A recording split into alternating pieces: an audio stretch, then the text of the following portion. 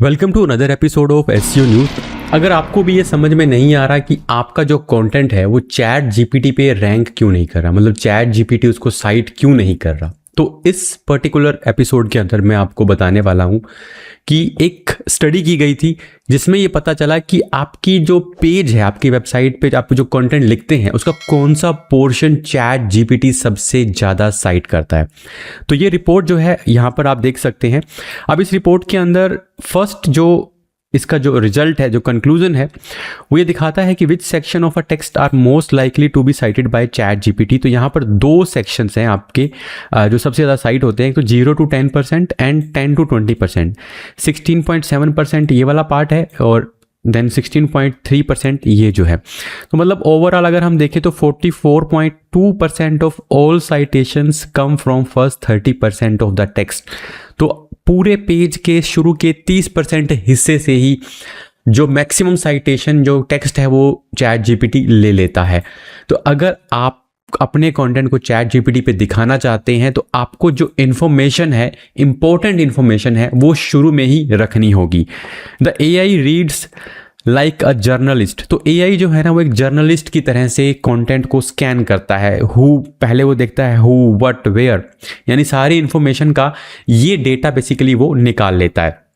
तो अगर आपने ये चीज़ें शुरू में डाल दी हैं तो आपके साइटेशन के चांसेस काफ़ी बढ़ जाते हैं।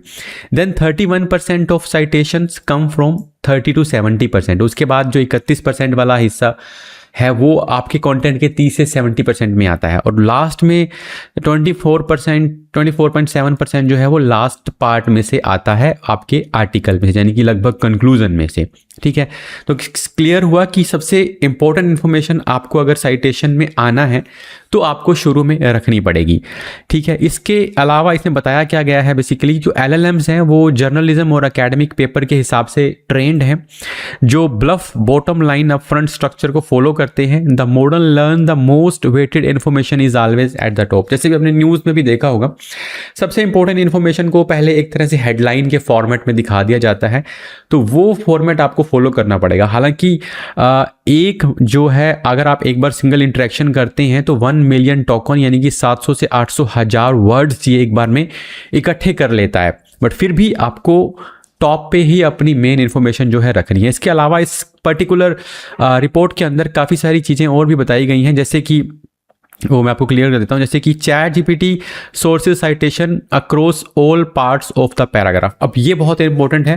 अब शुरू में हमने ये तो हो गया कि हमें टॉप पे लिखना है। अब उसके अंदर भी टॉप वाले कंटेंट में से भी चैट जीपीटी ऐसा नहीं है कि सिर्फ पहली लाइन से ही डेटा उठाना शुरू करता है, वहाँ पे भी एक डेटा निकल कर आया है। वो ये है कि उसके मिडिल वाले पोर्शन में से वो 53% डेटा को उठाता है। मान लीजिए आपने शुरू में लिखा, पहली लाइन से मतलब नहीं है, पैराग्राफ के बीच में से ज़्यादा इन्फॉर्मेशन वो उठाता है, शुरू से और लास्ट में से वो कम उठाता है। तो ये सेकंड इंपॉर्टेंट इसके अंदर से इंफॉर्मेशन आई है। अब ये है कि किस तरह का कंटेंट आपको लिखना चाहिए जिसे वो करता है। तो कुछ चीज़ें हैं, डेफिनेटिव लैंग्वेज लिखनी चाहिए। अभी हम इसको देखते हैं। कन्वर्सेशनल क्वेश्चन आंसर आर्किटेक्चर, आपको स्ट्रक्चर जो है आपको फॉलो करना है। एंटिटी रिचनेस फोकस देना है, बैलेंस लिखना है और सिंपल राइटिंग करनी है। बहुत ज़्यादा एडवांस लेवल की राइटिंग नहीं करनी है। जैसे कि यहाँ पर डेफिनेटिव और वोग लैंग्वेज के अंदर डिफरेंस बताया गया है। यहाँ पर सिंपल एक एग्जांपल मैं आपको बताता हूँ। जैसे कि गुड में क्या है, demo automation is the process of using software, ये एक तरीका है लिखने का। और अगर हम थोड़ा सा डिफिकल्ट लिखते हैं, in this fast paced world automation is becoming की, ऐसा नहीं चलेगा। सिंपलेस्ट फॉर्म में आपको उसको दिखाना है, यानी कि एक्स व्हाट इज, अगर एक्स पूछा है तो उसका आंसर होना चाहिए X is Y, simple form में अगर आप दिखाते हैं। कन्वर्सेशनल ये क्लियर है, क्वेश्चन आंसर की फॉर्म में, विद क्वेश्चंस हैं तो ज़्यादा आएगा, विदाउट क्वेश्चन है तो कम आएगा। जैसे कि व्हाट इज़ प्रोग्रामेटिक एसईओ, ये पॉपुलर है, विनर स्टाइल है, इसकी बजाय अगर इस फॉर्मेट में लिखते हैं। ठीक है, अब लूजर स्ट्रक्चर में the history of SEO it began in the early, इसकी बजाय व्हेन डिड एसईओ स्टार्ट, तो ये क्वेश्चन की फॉर्म में आ गया। ठीक है, एसईओ स्टार्टेड इन, ये विनिंग स्ट्रक्चर है, 78% इसके चांसेस हैं। एंटिटी रिचनेस अगर है तो उसके साइटेशन के चांसेस ज़्यादा है। अब एंटिटी रिचनेस में भी यहाँ पर एग्जाम्पल है, जैसे लूज़र अगर ख़राब लिखना हो तो there are many good tools for this task. अब यहाँ पर एंटिटी बेसिकली अगर मान लीजिए हम किसी सॉफ्टवेयर के बारे में बात करें तो टूल्स का जो नाम नहीं आ रहा, बट यहाँ पर top tools include Salesforce, HubSpot, Pipedrive. यहाँ पर एंटिटी बिल्ड हो रही है तो डेंसिटी ज़्यादा है, तो मतलब ये ज़्यादा रैंक करेगा। ठीक है, ज़्यादा डिटेल में नहीं जा रहा हूँ, बहुत लंबा हो जाएगा वीडियो। ठीक है, बैलेंस्ड सेंटीमेंट, तो बैलेंस सेंटीमेंट में सब्जेक्टिविटी स्कोर के ऊपर ये डिपेंड करेगा, जैसे कि pure objectivity, this text contain only variable facts, no adjective no feeling. अब इस टेक्स्ट में देखिए कोई एडजेक्टिव नहीं है और कोई फीलिंग नहीं है, प्योरली ऑब्जेक्टिव है, यानी कि सिर्फ डेटा रखा जा रहा है। The iPhone 15 was release in September 2023, simple data है, कुछ इमोशन नहीं। अब दूसरे में देखिए, the iPhone 15 is an absolutely stunning masterpiece that I love, तो इसके अंदर इमोशन है। ठीक है, खुद का जो पर्सन के मतलब ओपिनियन है, इमोशन है, ये चीज़ें ज़्यादा ड्राइव करती हैं। ठीक है, तो विकीपीडिया टाइप जो कंटेंट है वो कम चांसेस हैं, और जिसमें खुद आप कुछ इंक्लूड कर रहे हैं उसके चांसेस ज़्यादा होते हैं। ठीक है, एनालिसिस, ओपिनियन, ये सब। बिजनेस ग्रेड राइटिंग अगर आप कर रहे हैं, अब यहाँ पर बिजनेस ग्रेड राइटिंग के यहाँ पर इन्होंने बताया क्या है, जैसे अगर आप बहुत ही हाई फाई लेवल लिखते हैं, लाइक PhD और एकेडमिक लेवल, तो वो अच्छा नहीं माना जाता। जबकि अगर आप F ये किनकेट स्कोर है, कॉलेज लेवल तक का लिखते हैं तो वो बेटर माना जाता है। ठीक है, even for complex topics a grade 19 score mean sentences are long, winding and filled with multi syllable jargons. तो इस तरह का कंटेंट आपको नहीं लिखना जो बहुत ही हाई फाई लेवल का है। तो बेसिकली ये सारी वो चीज़ें हैं जिन पर ध्यान देने की ज़रूरत है अगर आप ChatGPT के अंदर अपने कंटेंट को जो है साइट करवाना चाहते हैं। इसके बाद नेक्स्ट जो अपडेट है वो AI ओवरव्यूज़ को लेकर है। तो जैसा कि आप सबको पता है कि जो ब्लॉगर्स हैं, कंटेंट राइटर्स हैं, पब्लिशर्स हैं, इवन न्यूज़ साइट्स हैं, उनका ट्रैफिक AI ओवरव्यूज़ की वजह से बहुत कम हो रहा है, AI मोड की वजह से बहुत कम हो रहा है। लेकिन गूगल कंटिन्यूसली ये कोशिश कर रहा है, क्योंकि लोग AI पे शिफ्ट हो रहे हैं, लोगों को क्विक आंसर चाहिए, तो गूगल ये कोशिश कर रहा है कि आपका जो कंटेंट है वो इस तरह से दिखाए, मतलब आपके जो लिंक है बेसिकली वेबसाइट्स का, वो इस विजिबल फॉर्म में दिखाए कि लोग उस पर क्लिक करके उस पर्टिकुलर वेबसाइट को विजिट करें। हालांकि इससे कितना इफेक्ट पड़ेगा ये पता नहीं है, बट यहाँ पर जो रोबी स्टेन है, उन्होंने यहाँ पर ये ट्वीट बेसिकली उन्होंने शेयर किया है, और इस ट्वीट के हिसाब से ये कह रहे हैं कि इन AI ओवरव्यूज और AI मोड में group of links will be automatically appear in a popup.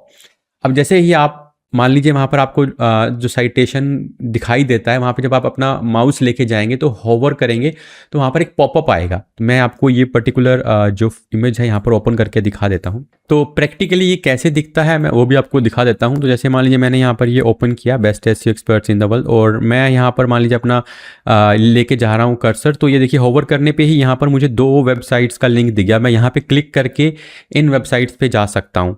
ठीक है, यहाँ पर हम लेके जाते हैं तो यहाँ पर भी होवर करने से ही वेबसाइट्स ओपन हो जा रही हैं। तो ये काफ़ी अच्छा एक एफर्ट मैं कहूँगा गूगल की तरफ से, क्योंकि इससे लोग एक्चुअली कुछ ना कुछ तो हो सकता है विजिट बढ़ें, क्योंकि इससे बहुत ज़्यादा जो है बेसिकली लॉस हो रहा है। टॉप ऑर्गेनिक जो रिजल्ट हैं उसका CTR 28% से 19% हो गया, मतलब ये बहुत बड़ा ड्रॉप है। लोग वेबसाइट्स को विजिट ही नहीं कर रहे हैं। इन्फॉर्मेशनल कंटेंट में तो बहुत बड़ा एक्चुअली ये लॉस यहाँ पर हो रहा है।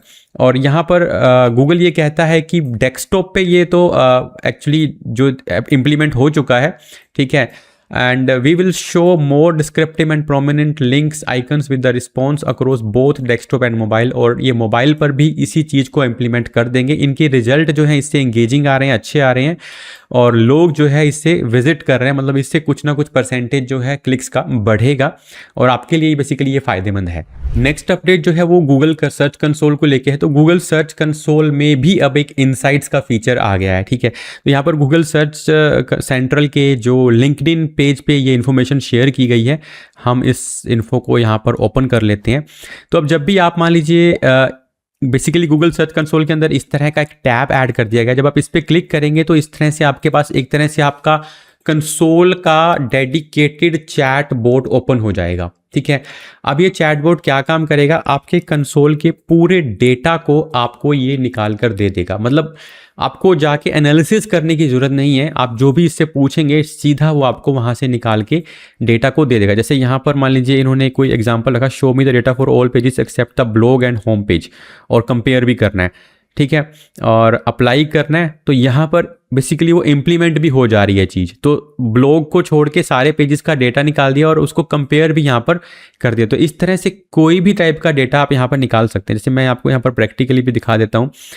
सपोज ये यहाँ पर हमने एक वेबसाइट ओपन किया हुआ है। ठीक है, और अब जब यहाँ पर आप क्लिक करेंगे तो ये ओपन हो जाएगा। अब यहाँ पर आपको लिखना है कि मुझे लास्ट ईयर के कंपैरेटिवली इस ईयर कितना ग्रोथ हुआ है वो दिखाओ। तो अगर मुझे यहाँ पे लिखना है शो मी, तो मैंने यहाँ पे लिखा, अब ये उस हिसाब से मुझे ये आउटपुट निकाल के देगा। Suggested configuration last 3 month versus same last year. ठीक है, तो सजेस्टेड इसने मुझे दे दिया है कि भैया अभी 1 साल का हम नहीं दिखाएंगे, लास्ट 3 मंथ का दिखा देंगे। तो ये लास्ट 3 मंथ का हमें दिखा रहा है। इसके अलावा कुछ एग्जाम्पल प्रॉम्प्ट्स हैं। Show me the queries containing how to and what is. ये मैंने अगर यहाँ पे क्लिक किया, फिर मैंने इसको अप्लाई किया, अब मुझे इसके हिसाब से ही डेटा निकाल के दे देगा। तो आप जो है मान लीजिए आपको कुछ चीज़ों में अभी इसने जैसे मान लीजिए यहाँ पे देखिए रेजेक्स लगाना है, हाउ टू व्हाट इज़। तो मुझे मान लीजिए वो लगाने में दिक्कत आ रही है, मुझे समझ में नहीं आ रहा, तो ये खुद ही लगा के फिर मुझे निकाल के दे देने वाला है। फिलहाल यहाँ पे कोई क्वेरी नहीं आई है, तो काफ़ी इजी होने वाला है। रिपोर्टिंग के पॉइंट ऑफ व्यू से आपको चीज़ें जो है बहुत बेटर तरीके से इसमें समझ में आएंगी। तो ये फिलहाल सर्च कंसोल के अंदर अपडेट है। तो नेक्स्ट अपडेट जो है वो गूगल एनालिटिक्स के बारे में है। अभी लास्ट एपिसोड में ही मैंने आपको बताया था कि गूगल कह रहा है कि वो गूगल एनालिटिक्स को नेक्स्ट लेवल पे लेके जाने वाला है। तो 2 अपडेट्स बेसिकली गूगल एनालिटिक्स में किए गए हैं। अगर आप एसईओ करते हैं तो गूगल एनालिटिक्स आप डेली बेसिस पे देखते होंगे या चेक करते होंगे। तो एनालिटिक्स में बेसिकली चेंज क्या किया गया है, पहले तो एक सिंपल चेंज जो मैं आपको बता देता हूँ वो है जनरेटेड इनसाइट्स। मतलब अब आप जैसे ही एनालिटिक्स को ओपन करेंगे तो आपको ये इनसाइट्स दे देगा आपके अकाउंट के बारे में, छोटी छोटी चीज़ें आपको बताएगा। तो जैसे आप उसको ओपन करते हैं तो यहाँ पर देखिए जैसे गूगल ऐड में सर्च कंसोल इंटीग्रेशन ये सब है। देखिए यहाँ पर मान लीजिए ये एक पेज है, ठीक है, इसको यहाँ पर ओपन किया गया है। मैं इसको यहाँ पर ओपन करता हूँ। तो जैसे ही इसको ओपन किया, यहाँ देखिए योर हॉलीडे सीजन परफॉर्मेंस, यहाँ पर एक इनसाइट्स आप देख सकते हैं। 40% spike above projection, you have unlocked a new report. तो ये डिटेल जो है आपको यहाँ पर देने वाला है। ठीक है, और यहाँ पर आप इसको कॉल टू एक्शन भी है, लाइक डिसलाइक कर सकते हैं। In addition to the insights Google Analytics also surface generated insight your in detail report. अब ये तो हो गया होम पेज पे। अब जब आप कोई पर्टिकुलर रिपोर्ट को भी ओपन करेंगे वहां पे भी आपको इनसाइट्स निकाल के दे देगा। मतलब अब आपको एनालिसिस करने की जरूरत नहीं है कि इससे मुझे ये आउटपुट आ रही है, इससे ये हो रहा है, सीधा ही वो आपको टॉप पे दिखा देगा। Generated insight help you make faster more informed decision by summarising trends and significant changes in your data in plain language. These generated insights are now located at the top of the detailed report you are checking and will also include a call to action button। ठीक है, तो call to action button भी होगा। अब example के तौर पे यहाँ पर देख लेते हैं। Imagine your purchase event spike this. तो Google's AI work through countless combination of dimension and matrices to proactively connect the dots explaining why these spikes happen. अब अगर स्पाइक हो रहे हैं तो ये स्पाइक क्यों हो रहे हैं ये भी बता देगा। जैसे ये पर्टिकुलर रिपोर्ट ओपन की है तो परचेज इवेंट में यहाँ पर बता रहा है purchase event more than double हो गए from organic search. This increase was primarily driven by 2 सब ग्रुप्स। अब यहाँ काफ़ी डिटेल में है, देखिए अब कह रहा है जो इंक्रीज हुआ है वो मेनली 2 सब ग्रुप्स के वजह से हुआ है। 45 to 54 age demographic and user in Dublin Ireland.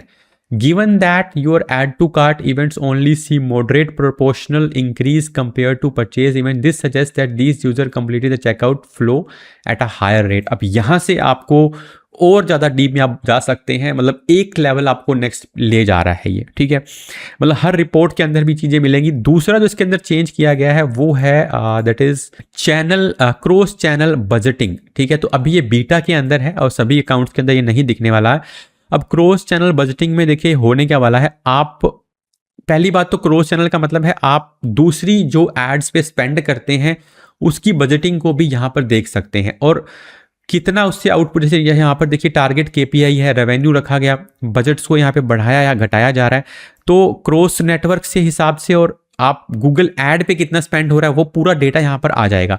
फिलहाल ये बहुत ही नया है, एक्चुअली किस तरह से काम करेगा ये देखना पड़ेगा। बट हाँ, इसको गूगल जैसा उन्होंने बोला था कि इसको नेक्स्ट लेवल पे लेके जाने वाले हैं, तो उस पर उन्होंने काम करना शुरू कर दिया है। ये थे इस वीक की एसईओ न्यूज़। आई होप आपको एपिसोड समझ में आया होगा। कुछ आपके डाउट्स हैं तो आप पूछ सकते हैं। वीडियो को लाइक जरूर कर दीजिएगा। मिलता हूँ नेक्स्ट वीडियो के अंदर।